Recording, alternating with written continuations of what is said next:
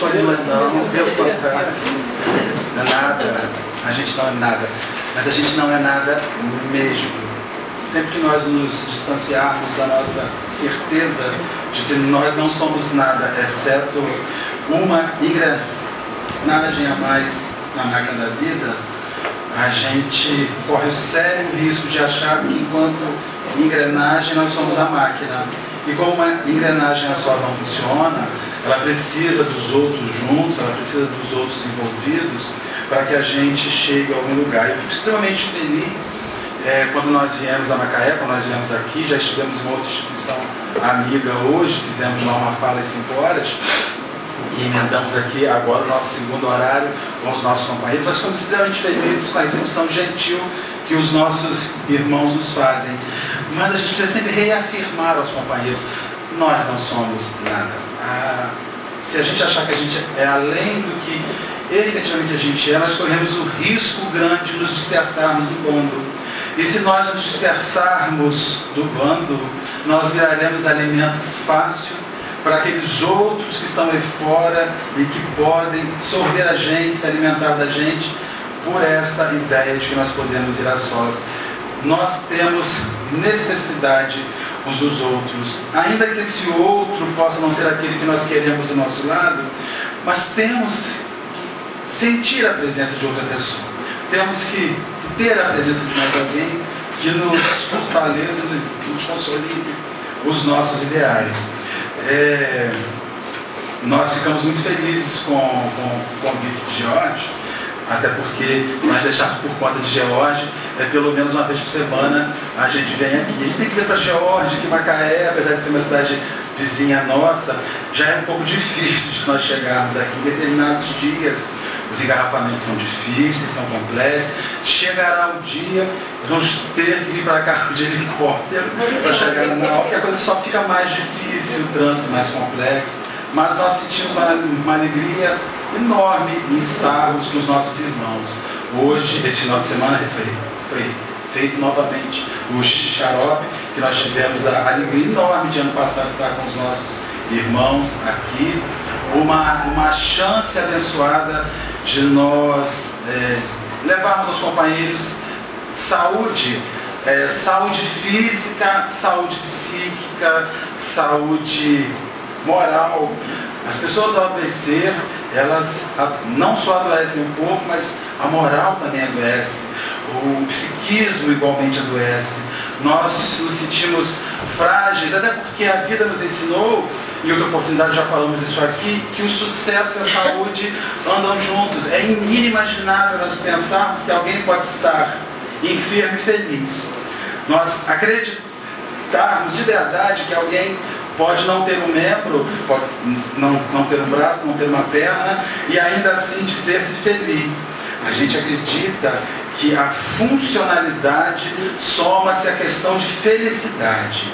As pessoas funcionais são as felizes. E é esquisito nós vermos os funcionários felizes entupindo os consultórios psicológicos e psiquiátricos, o que leva a gente a repensar que não basta ser saudável fisicamente para nós termos uma alma saudável, para nós termos um espírito. Então, quando nós reunimos uma instituição espírita e faz uma atividade física, seja um xarope, um unguento, o que quer que seja, nós não estamos ali só fazendo um medicamento voltado à bronquite, mas há todo um elemento que convoca a melhora da alma, porque o corpo adoece de uma alma doente, de uma alma enferma.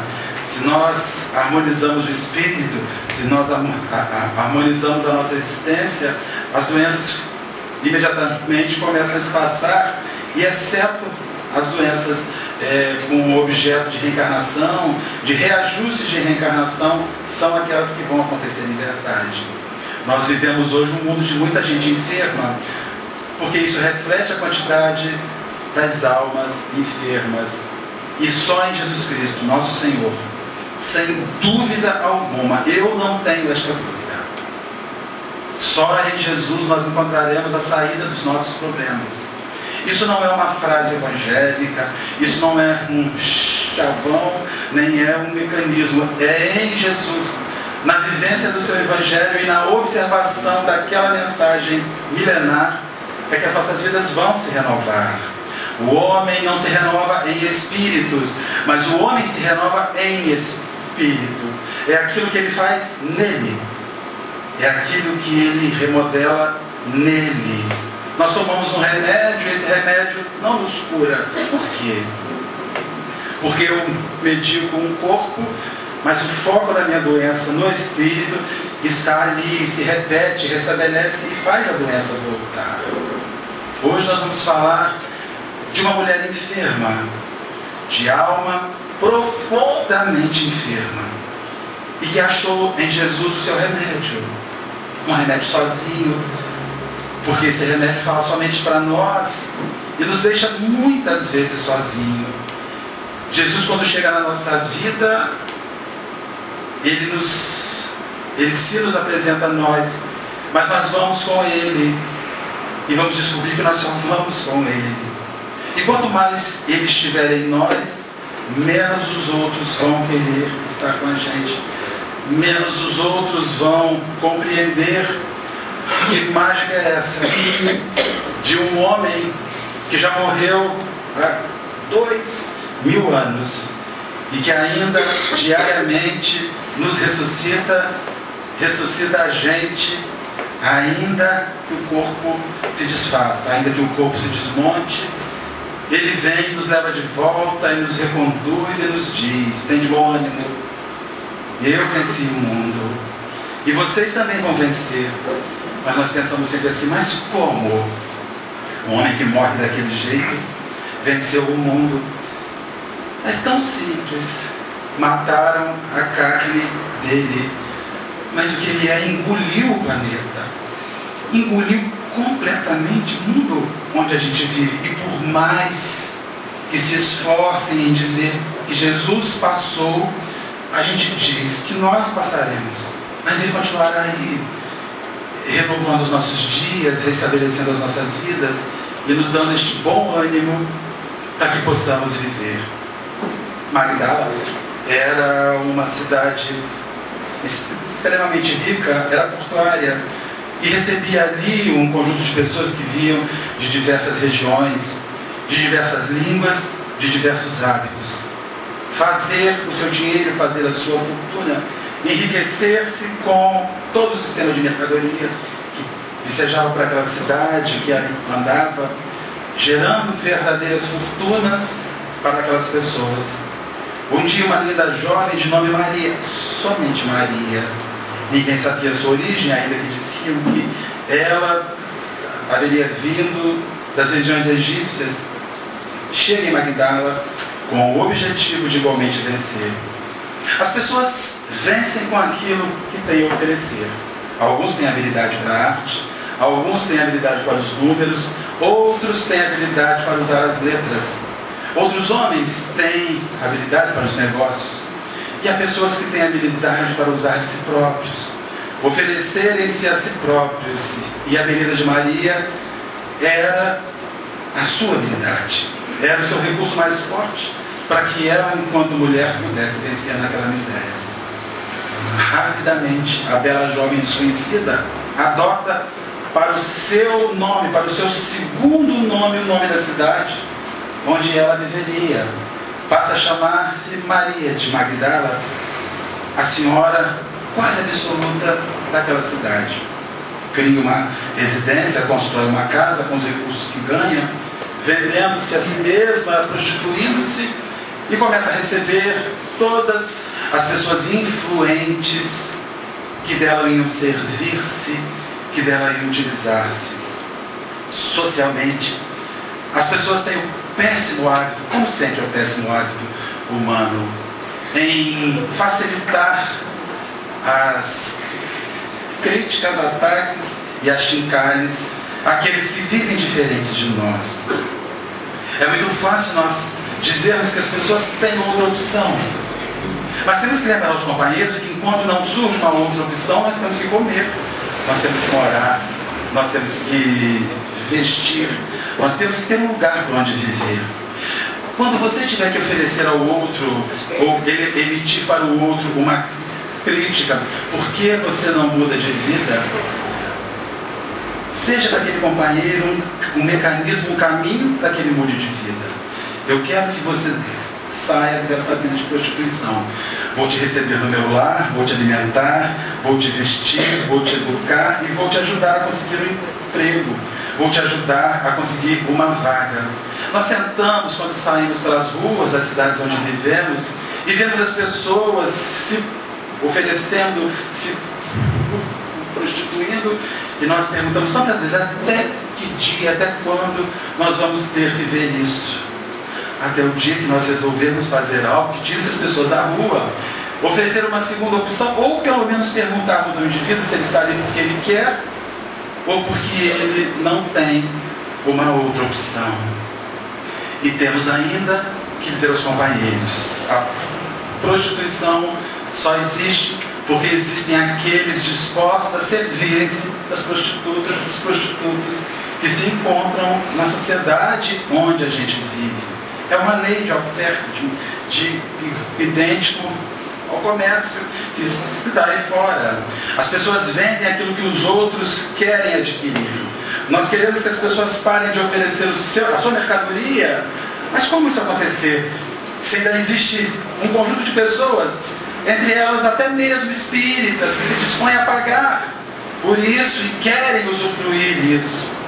Sentamos e ficamos nos nossos lares, nas nossas casas espíritas, e quando andamos ali em volta, temos o péssimo hábito de pensar: quantos sofredores, quantos espíritos sombrios não estão junto a eles.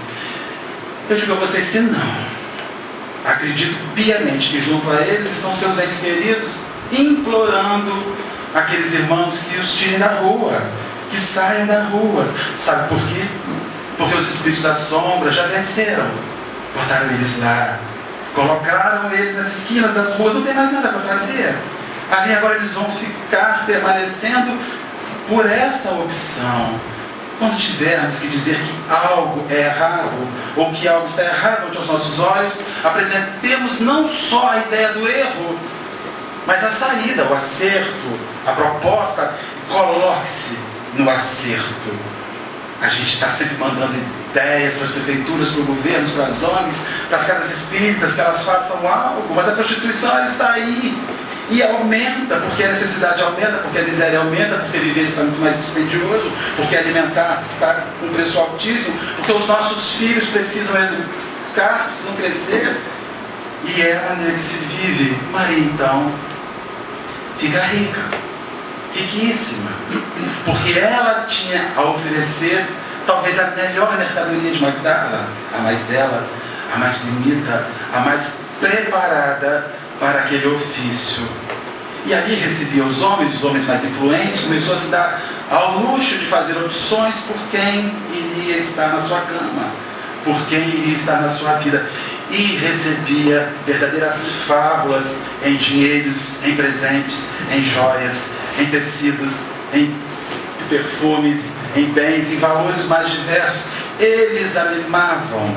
A prostituição funciona para muitos daqueles homens que sentem-se infelizes e não têm intimidade alguma com sua esposa, ou mulheres que não têm intimidade alguma com seus maridos, que querem saciar essa ausência de intimidades com alguém que não lhes questiona nada, só recebe o dinheiro e faz. Se nós fôssemos mais íntimos nos nossos lares, se falássemos dos nossos desejos, se falássemos das nossas ânsias, se falássemos das nossas expectativas, ou de, muitas vezes, como as nossas relações íntimas são ruins, como nós gostaríamos de sentir algo mais um pelos outros, certamente as pessoas teriam menos necessidade de sair para buscar fora. Simplesmente dizer a alguém que a pessoa sai e faz isso lá fora porque é infiel, é simplesmente jogar sobre o outro a culpa, jogar sobre o outro o erro, quando na verdade a infidelidade é fruto de uma insatisfação no lar. Pessoas felizes no seu lar, que sentem-se saciadas no seu lar, não sentem vontade de saciar-se fora.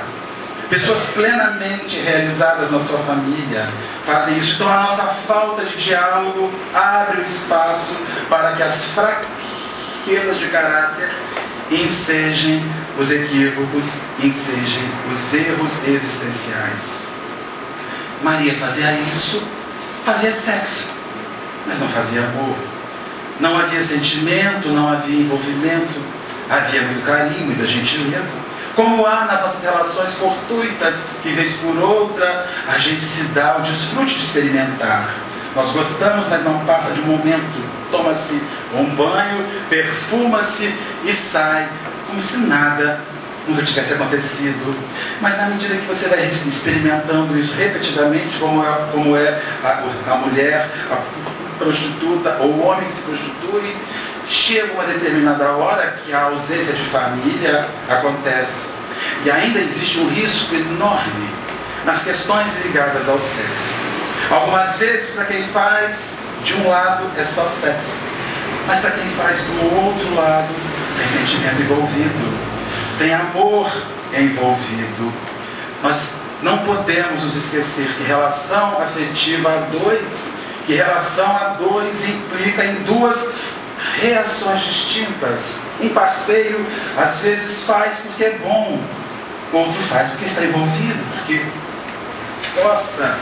Na hora que o outro diz que não quer mais fazer sexo, somente quer fazer romance, você faz o quê? Você pula fora e você vai embora. E o outro se sente como se fosse um vaso desses de banheiro, onde você joga os seus excrementos, dá descarga e a água está limpa. O sexo não pode ter essa feição para as nossas vidas, onde o outro simplesmente é um lugar onde eu deposito os meus fluidos e ele que se vire, e ele que faça o que quiser.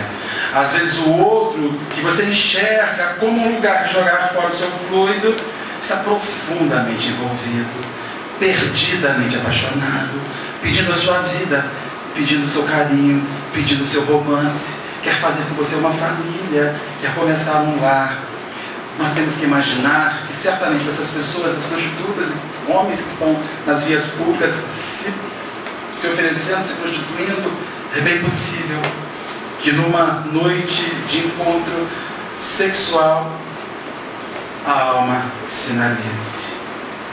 E quando aquilo termina, fica um sofrimento maior ainda.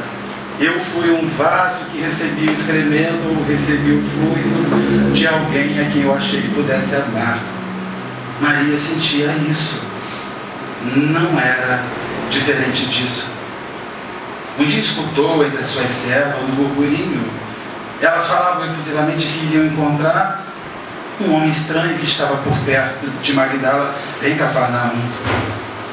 Ela então começa a escutar aquele burburinho, quando uma delas mais afoita diz: Senhora, dizem que há um rabi aqui perto, em Cafarnaum, capaz de operar milagres, Senhora. Ele faz coisas que ninguém nunca viu. E as notícias que chegam é que ele é capaz de salvar vidas. Ela não tinha nenhuma doença, não tinha miséria, não tinha fome, não vivia na rua, mas sabia que era doente, que a alma estava enferma. Quando ela resolve ir em busca do rabi, escondida, sem ser vista naquela noite, veja como Jesus é poderoso. Numa noite, só o desejo de estar com ele, ele fecha um prostíbulo. O poder do Cristo é inimaginável. Não conseguimos avaliar a força que esse Espírito tem, ainda que ele esteja morto, ou que para muitos ele seja somente uma lenda. Ele tem uma força que a gente não conhece, ele tem um poder que a gente não avalia. Jesus fecha o prostíbulo mais famoso de Magdala numa noite, para que aquela mulher que estava acostumada a vender-se fosse ver o Mestre. No dia seguinte ela volta completamente diferente. Ela estava estranha e as pessoas perceberam que Maria estava diferente. Tinha uma sensação amarga no olhar e tinha uma sensação de que algo precisava mudar. Jesus faz isso na nossa vida. Quando a gente chega perto dele para ouvi-lo, numa mensagem, num texto, num livro, ele entra na nossa vida, ele invade a nossa alma. E a gente fica meio esquisito E a hora é essa, quando a gente fica esquisito. Eu resolvi que eu vou aceitar essa esquisitice de Jesus e vou mudar a minha vida.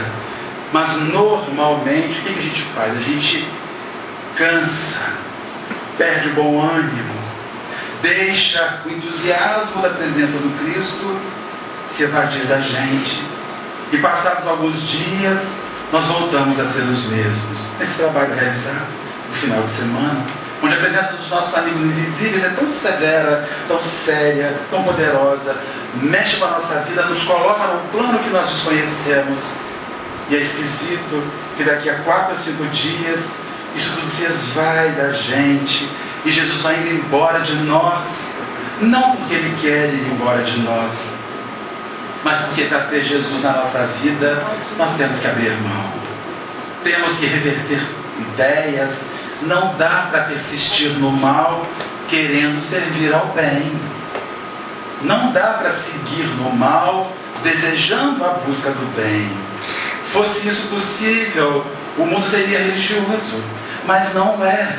Porque quando a gente identifica a presença magnânima do Senhor, nós não somos mais nós, mas é Ele falando por nós. Na angústia de Maria, ela ouve dizer que um comerciante rico de Magdala, daqueles que tinham um prazer enorme em receber celebridades que visitavam a cidade, iria receber Jesus. Iria ter Jesus na sua residência quando ela, ao saber quem era o mercador, o comerciante, era Simão, um cliente seu de longa data. Um que estava sempre junto a ela. Veja como são os homens. Os homens prostituem-se na sombra e quando a luz chega, eles se expõem, eles se exibem. Eles querem que o mundo veja que eles recebem a luz, mas escondem-se, ocultam-se na calada da noite moral para estar servindo-se de pessoas. Aqui a gente é assim. Porque a natureza do ser humano ainda é assim. É por isso que o Senhor nos disse, não basta dizer Senhor, Senhor. Nem basta que de seus lábios manem leite e mel. É preciso que se haja uma transformação. E Simão iria receber Jesus e Maria iria visitar Jesus. Ela então pega uma ânfora, coloca a mirra de valor mais alto. Uma ânfora de mirra que Maria leva, compraria alguns quilômetros de terra naquela região. E ela parte enlouquecida para a casa de Simão. Ela precisava ver de novo aquele homem, estar novamente com aquele homem. E quando Simão recebe Jesus, oferece-lhe uma festa. É estranho entender que o rei da terra, que o construtor da terra, que o rei solar se sinta feliz com as nossas festas, com as nossas celebrações tão mundanas, que visam muito mais festejar a nós do que a Ele próprio. Nós celebramos a nós quando queremos celebrar Jesus, porque se nós quisermos celebrar Jesus, recordemos, quando quisermos fazer algo para mim, faze a um desses pequeninos, é a eles que vocês me fazem algo. E eles então queriam celebrar Jesus, e ele está lá, perdido entre aqueles homens, sentado ali, naquela festa, no banquete que Simão, o mercador, lhe oferecia, quando começa a escutar, em frente à casa de Simão, uma gritaria, um alvoroço, e irrompe enlouquecida aquela mulher que envergonhava aqueles homens na presença do Rabi, a prostituta mais famosa de Magdala, estava em frente a um seus que lhe usavam, um cliente, e estava em frente àquele que lhe salvaria a vida, ou melhor, que já lhe havia salvo a vida. Ela leva o vaso e quando os homens querem lhe retirar, Simão ensaia, tira essa mulher daqui. Ele se lembra que não podia fazer isso, tinha medo que ela anunciasse que ele era um dos clientes dela. Isso é tão nosso, isso é tão a gente. Os nossos equívocos fazem a gente refém dos nossos erros. Cada vez que a gente erra e os outros sabem, nos tornamos reféns daquele erro. Nos tornamos aprisionados, prisioneiros daquele erro. É por isso que o homem livre é aquele que efetivamente não cumpre nem se amarra com o mal. Porque o mal te deixa sempre no estado de refém. Alguém vai lembrar e o ego vai se manifestar, a vaidade vai surgir. Eu não quero ser visto como um daqueles que deita com ela. Eles esperam então para ver o que ela fará. E ela se joga no chão em frente ao Cristo, pega a ânfora, derrama sobre os seus pés, unge o seu pé com aquele óleo, com aquela mirra, e depois solta a cabeleira negra e seca aquilo ali, seca Jesus, seca-lhe o seu pé. Ela então levanta-se em prantos e ele diz: mulher, seus pecados. Como eu queria escutar isso? Como todos nós queremos escutar isso? Ai, não tem mais nada. Você aceitou, vem comigo. Ela então volta para casa, completamente louca. E no dia seguinte, Magdala explode com uma notícia bombástica. A mais bela mulher, a mais poderosa mulher, a mais rica entre as prostitutas, enlouqueceu. Ela ouviu falar de um homem que mudou a sua vida. E ela então agora iria segui-lo. E Maria vai ter com Cristo e vai se transformar no 13º apóstolo do Senhor, o apóstolo mulher, que seguiria como sua irmã fiel. Segue junto a eles, segue sempre escondida do lado, junto à mãe do Cristo, a Maria de Nazaré. Os homens, sempre olhavam com aquele olhar estranho. O mestre aceita a prostituta entre nós.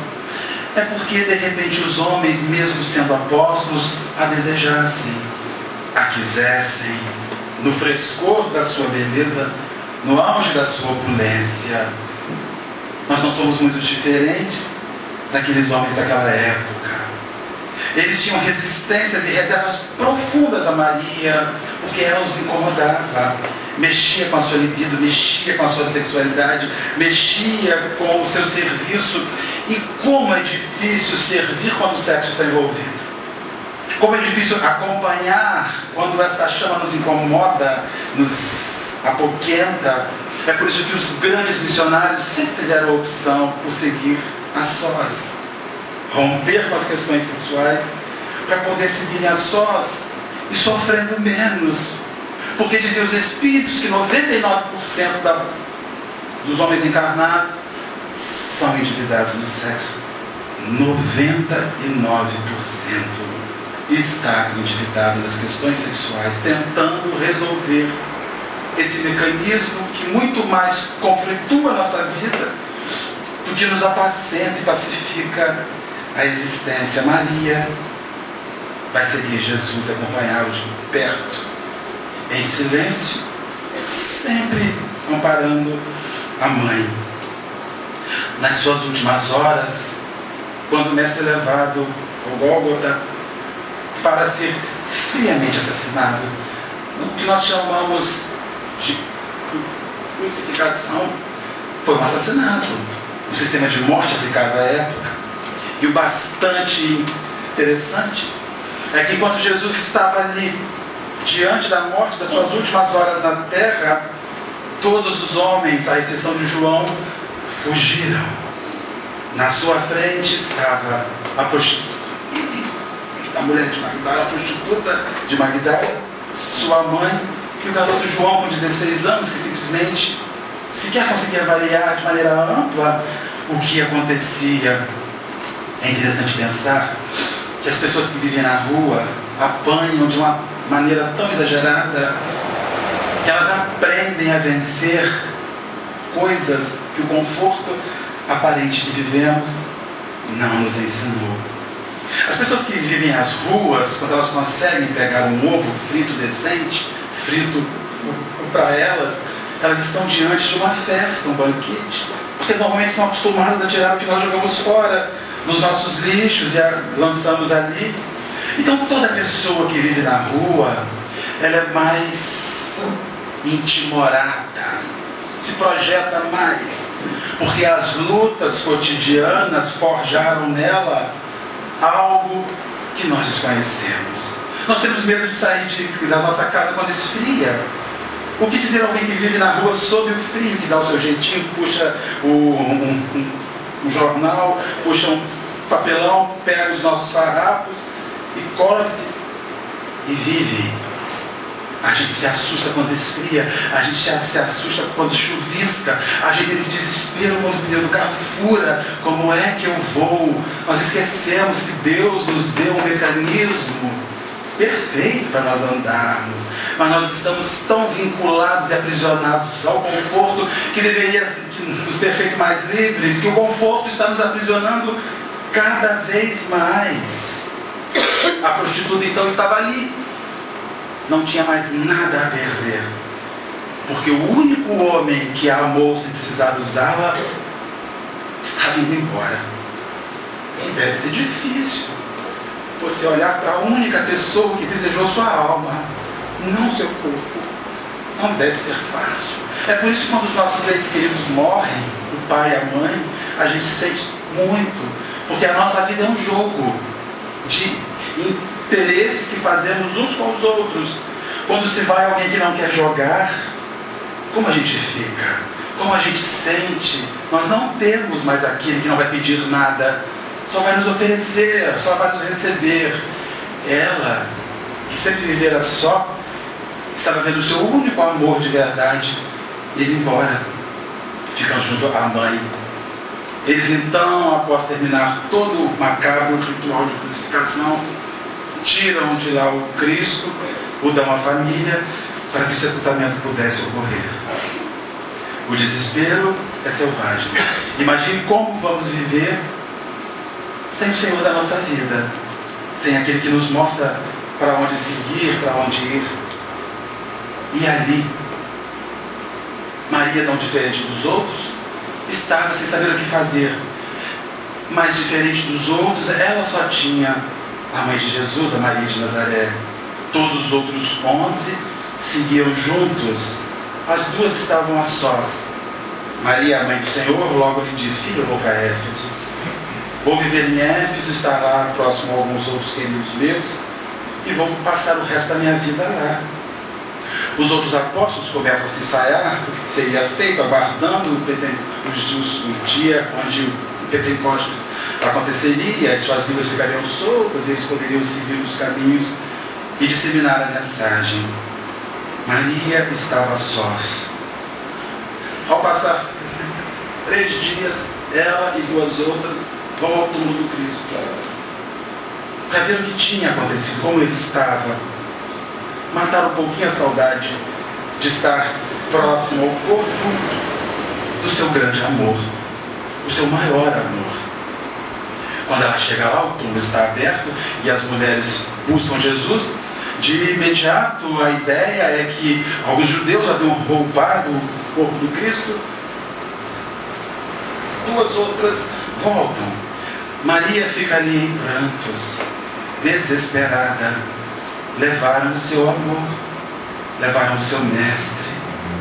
E no silêncio, somado com um pranto profundo, ela escuta uma voz: Maria, quem és? Quando ela vira do Cristo: Rabone, eu voltei, Maria. Ainda não é a hora que botes a mão em mim, nem me toques, mas volta. Diga a eles que eu voltei e que breve vou estar junto deles. Ela enlouquece. Ele havia voltado como prometera, como dissera: não vos deixarei. Ela volta então em festa e diz a eles: eu vi, ele está vivo, ele não morreu, cumpriu o que nos havia dito. Ao invés de eles receberem alegria, Maria, mãe do Senhor, diz: filha, como ele está. Diga-me dele. Quando um outro levanta-se e diz: por que é você? nós nunca esquecemos as marcas dos que caminham conosco. Por que a você, mulher? Por que não a Pedro, a quem ele ofereceu a igreja? Por que não a João, aquele a quem chamava de filho amado? Mas a você, este a você carregava nas suas entrelinhas, a prostituta, a mulher de vida fácil, que ele amou ainda que nós tivéssemos todas as dúvidas. Ela sempre um punhal varar-lhe o peito. Porque você imagina, se quem segue comigo não crê em mim, quem crerá? Quem confiará? Se nós que estamos aqui no mesmo caminho, somos os discípulos novos, temos resistências uns com os outros, temos dificuldades uns com os outros, em quem vamos crer? Quem confiará na gente? Então eles eram as últimas esperanças dela continuar envolvida com uma família. Ali ela voltar a ser órfã, mas não retornaria à vida de prostituição, porque o Senhor já lhe havia ensinado o suficiente para ela seguir o seu caminho. Então Jesus lhe aparece aos discípulos na última ceia que fazem juntos, dividindo o pão, e todos acreditam, mas as ligações já haviam sido rompidas. Em definitivo, no dia seguinte, Maria de Nazaré parte rumo a Éfeso. Os homens resolvem o que fazer, e Maria de Magdala vai à beiraça da praia, pedindo a Jesus nas suas orações o que seria da sua vida, o que poderia aparecer na sua vida. Quando ela se senta na areia, começa a ouvir um sininho, uma sineta. De repente ouve uma segunda sineta, de repente ouve várias sinetas. Quando ela olha, eram algumas pessoas, cerca de 20 homens, mulheres e crianças, que se aproximavam delas, todos levando um sino no pescoço. Naquela época, quem carregava um sino no pescoço tinha lepra. O sino sinalizava que ali seguia um morto-vivo, alguém que nós não poderíamos nos aproximar, porque a morte caminhava com aquela pessoa. Ela então, quando vê aqueles meninos, aqueles homens e mulheres deformados, com seus corpos destituídos de aparência saudável, ela se choca, mas logo se lembra do Senhor. Quando um deles, com dificuldade, diz: mulher, você sabe onde está aquele Rabone que limpa as feridas e que seca as chagas e que devolve a saúde? Ela sente uma dor profunda no peito, porque tem que lhes dizer: ele não está mais entre nós, não verga mais a saúde física, não está mais entre nós fisicamente, ele se foi. Eles ensaiam um desespero, um frenesi, quando ela se lembra dos ensinos de Jesus e começa a falar com Cristo para eles, para aqueles desvalidos que estavam ali. Ela passa a noite conversando e falando sobre Jesus. Na manhã seguinte, eles voltariam de onde vieram ao vale dos leprosos. E quando despedem de Maria e vão, ela sente uma angústia no peito e olha para o mar. Diz-nos o Espírito, Amélia Rodrigues, que quando ela olha para o mar, ela vê o Cristo sobre as águas. Este não fala nada, levanta a mão e aponta para eles, como se dissesse sua família, sua nova família. E a mais bela mulher que aquelas regiões viram iria acabar os seus dias com aqueles que ninguém queria. Olha o tamanho do milagre, olha o poder do Cristo, que subverte, que reverte a beleza aparente na beleza interior, e a prostituta que todos queriam como objeto, aqueles queriam como a companheira e a amiga. E Maria vai viver com eles no Vale dos Leprosos. Lá ela fica por alguns anos, passam-se quase 20 anos no Vale dos Leprosos, quando um dia, no momento de higiene, num banho, percebe uma de suas mamas, uma mancha rosácea, pega de um espinho de uma roseira, perfura e não sente dor. Um sintoma da lepra. Naquele dia, com uma alegria no peito, ela diz para eles: hoje, de verdade, nós somos irmãos, porque a dor agora nos igualou. Agora eu falo para vocês com a força e a propriedade daquilo que vocês sentem. E a doença começa a desenvolver muito rápido. Quando, diante da aparente ideia da morte, ela sente vontade de encontrar novamente a mãe do Cristo. Maria de Magdala, então, coloca sua sineta no pescoço e parte para Éfeso, em busca do último abraço da mãe do Senhor.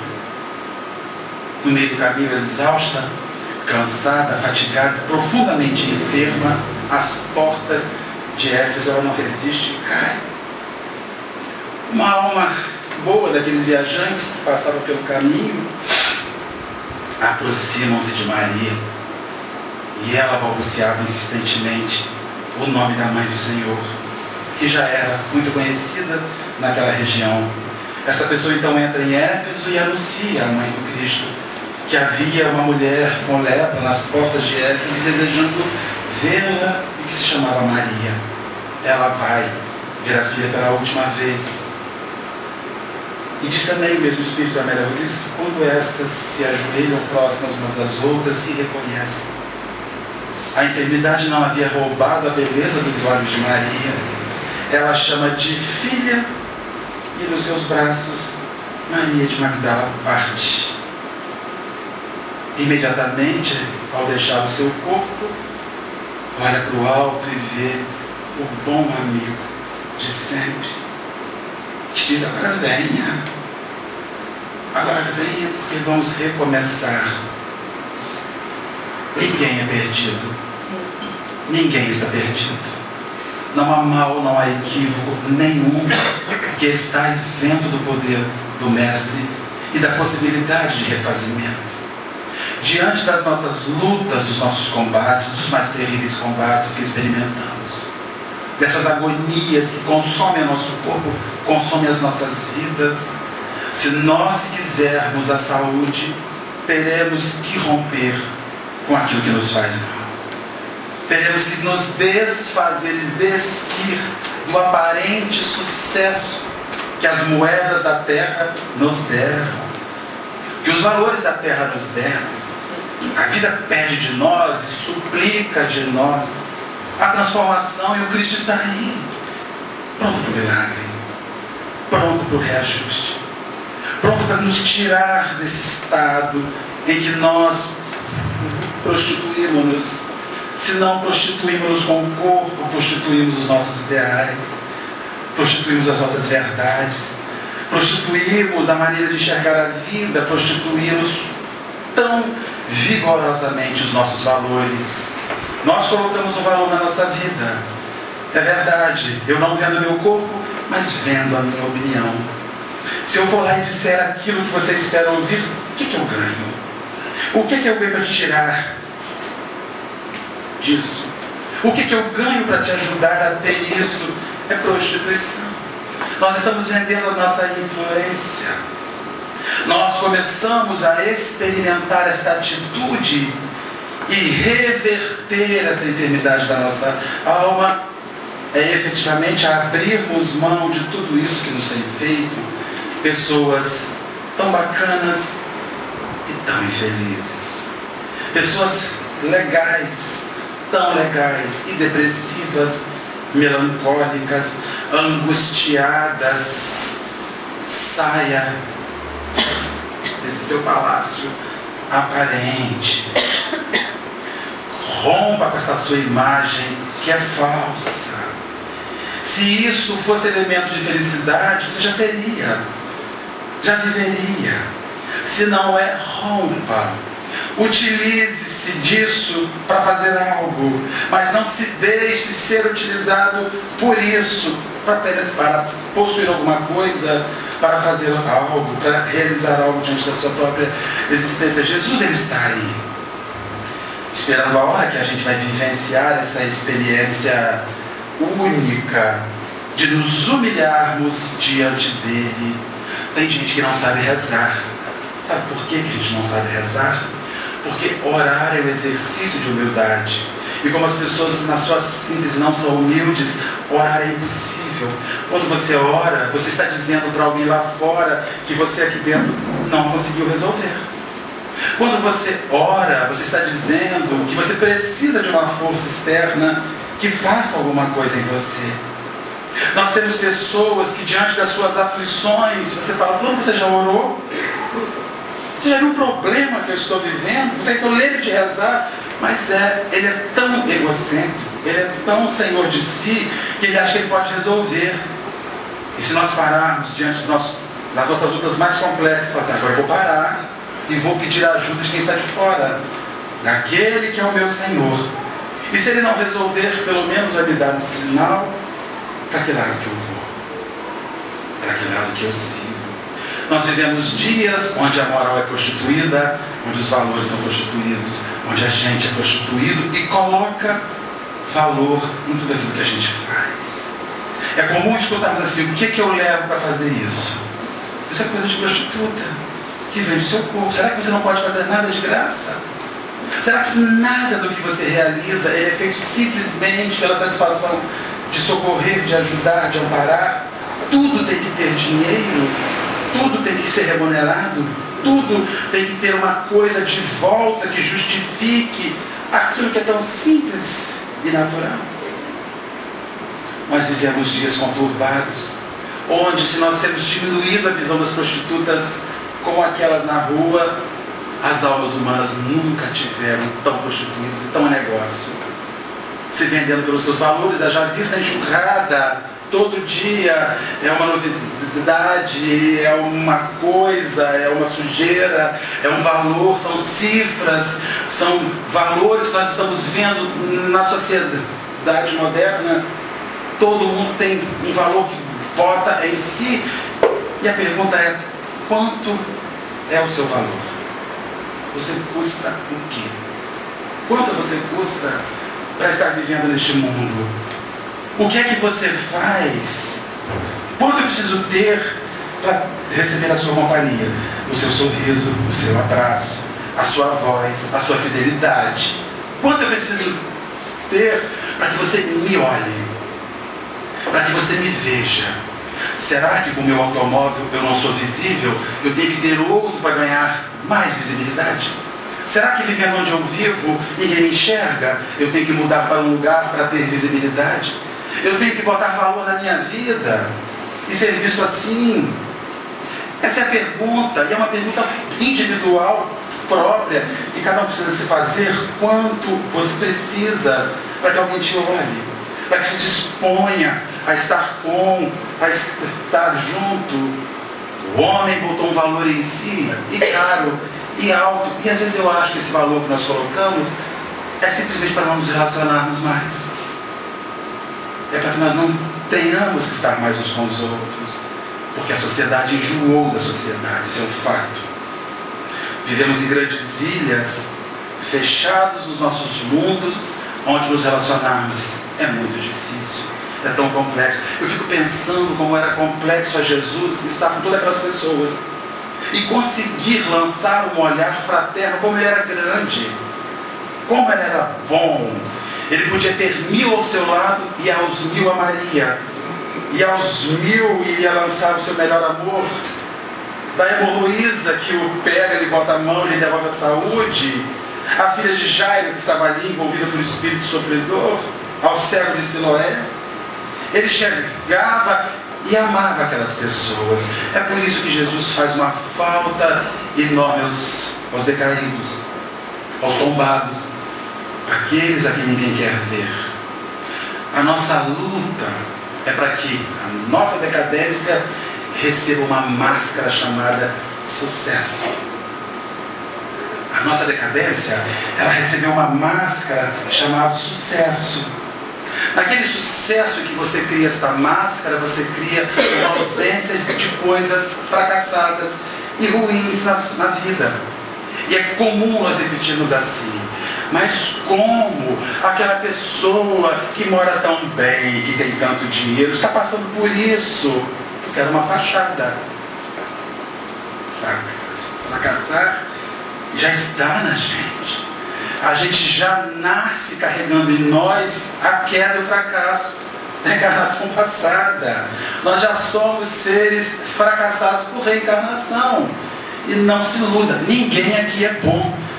Fôssemos bons, estaríamos em outro plano, em outra esfera. Todos nós somos aquilo que se chama popularmente farinha do mesmo saco. Ninguém é melhor do que ninguém. E a nossa vinda na Terra é para cair das máscaras. Essa prostituição que nós temos feito na nossa existência, de botarmos valores, de botarmos tudo para o sucesso, que isso caia com o singelo objetivo de que a vida, aquela de Maria, as pessoas que encontram Jesus não escolhem para onde vão, seguem ao comando do Mestre. Se para eu fazer algo em nome de Jesus faço onde eu quero, tem um problema aí. Eu faço onde Ele me bota. Eu faço para onde Ele me leva. E aí eu vou. Porque o Senhor é quem manda. E o servo obedece, se amarra nele, se prende nele e vai. Nós passamos a nossa existência querendo um Jesus que se renda a nós. É estranho. Nós não queremos servir ao Cristo, mas queremos que Ele nos sirva. Que Ele nos ouça nas nossas súplicas, nos nossos lamentos, que Ele atenda e entenda as minhas lutas. Na verdade, Ele é o Mestre, mas quem se comporta como Mestre somos nós. É impressionante.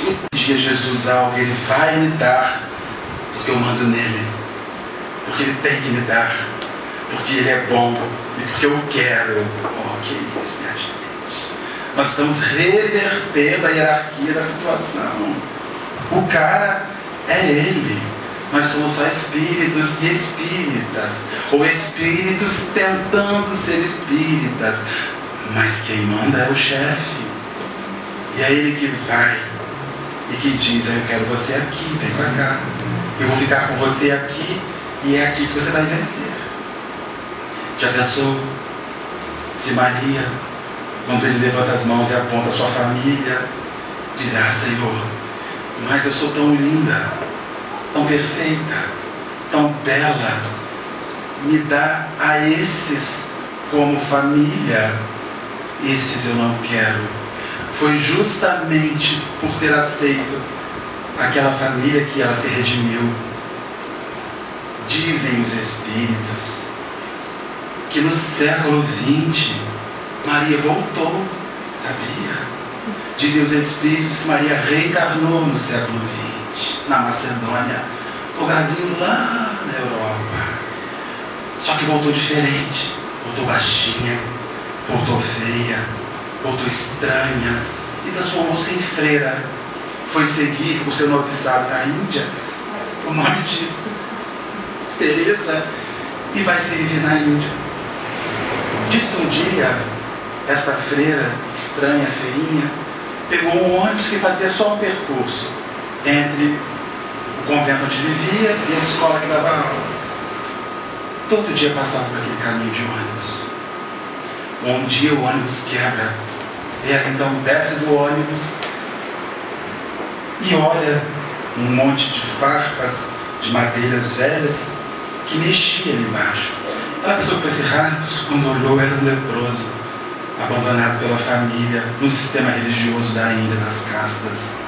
E Madre Teresa nunca mais voltou para sua sala de aula. Maria voltou ali naquela hora. E ela fundou a maior ordem religiosa que o catolicismo viu. Ela reoxigenou o catolicismo. Só que ela voltou numa situação mais fácil. Deus foi bom com ela, tirou a beleza física. Afinal, ela já tinha vencido aquilo e superaria aquilo são as idas e vindas e os mecanismos reencarnatórios, onde esses anjos que aprenderam com Jesus e de Jesus não nos abandonarão nunca, até que a gente viva o que eles viveram.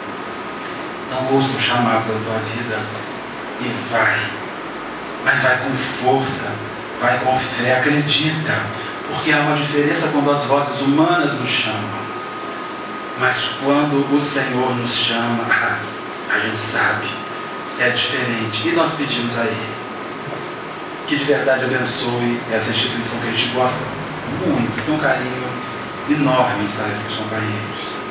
A gente vem sempre com a alma extremamente feliz, com os nossos limites que são enormes, com as nossas limitações que são sem fim, mas a gente vem para partilhar e dividir com os nossos irmãos a alegria bendita de estarmos nessa instituição.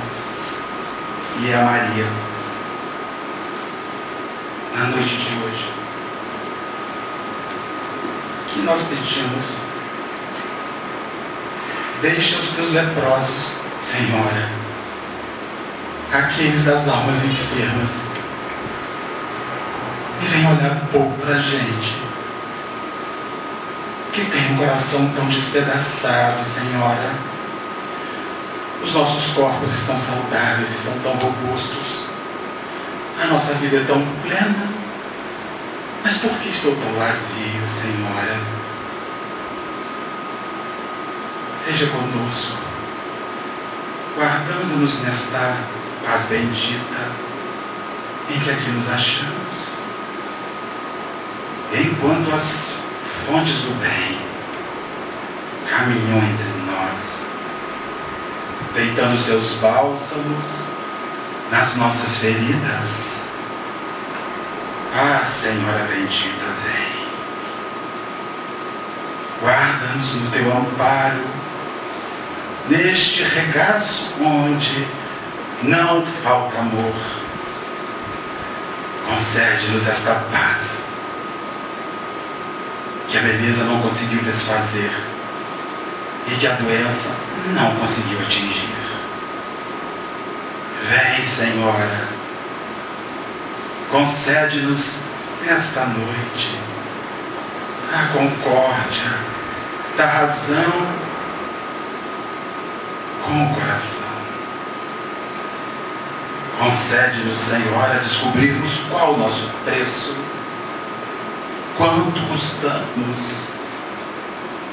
Concede-nos mais ainda, Senhora, refazer a matemática existencial nossa e descobrirmos o nosso valor real e as nossas necessidades reais. Que o teu amor nos ampare, nos resguarde o caminho, que a sua falange bendita que está aqui conosco nesta noite, que cuida do nosso coração, que deita seus ungüentos nas nossas feridas, tenha misericórdia do que veio na gente e curem-nos a exaustão dos nossos dias tão fatigados. Bendito é o amor desses espíritos que conseguem vencer-se a si próprios e que nos deixam um rastro, um caminho esplendidamente sinalizado, dizendo: faz o que eu fiz e a paz estará convosco. Que Deus nosso Senhor, Mestre amantíssimo Jesus, conceda-nos a certeza plena